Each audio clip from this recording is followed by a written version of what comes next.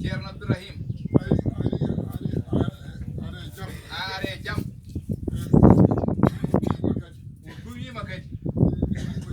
en jogiima njor heddi woto puuntodire onon yontaɓe ɓe on mbawrani woni gaƴa men ko onon woni goƴa amen ko onon goto fof no funta min banggue mum joni noon min jiiɗi ko jokkodiren ha tiiɗa min jiiɗi ko jokkodiron kay jokkodiral ha tiiɗa son feewi tan onon yontaɓe ɓe son feewi tan leñol ngol fewat kon duwanaɓe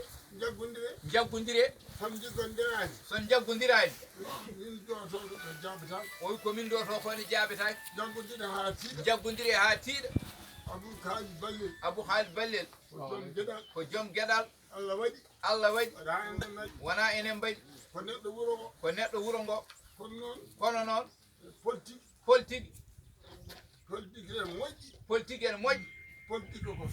politique e noon firti ko feere wona haare sa nani politique ene moƴƴi o heɓorno ko hirseede ko janggo weeti o waɗama e kaso hayti hirseede ɗum woni politique feere moƴƴere konngol ngol angol hamni ha bange ɓe ganda konngol ngol ɓe waɗaɓe noon mbawa politique wonde ceerno haɗum duwaki politique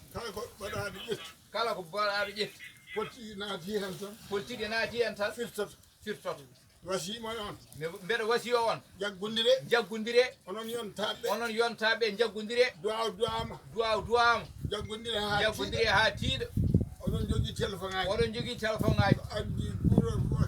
o ko addi groupe aji whatsapp ɗi ko jokkudire minen kam ko duwawa tan min jogui onon goni leñol ngol min beltima inchallah. Assalamu alaikum warahmatullah. ceerno Abdourahim ko seeɗa tan min jogui konngol Amadou Sadio wooda ko haalani men seeɗa ko fate ko eɓɓu gomo disdara ko woni ko min jaafoma baki yamirno ko walla ko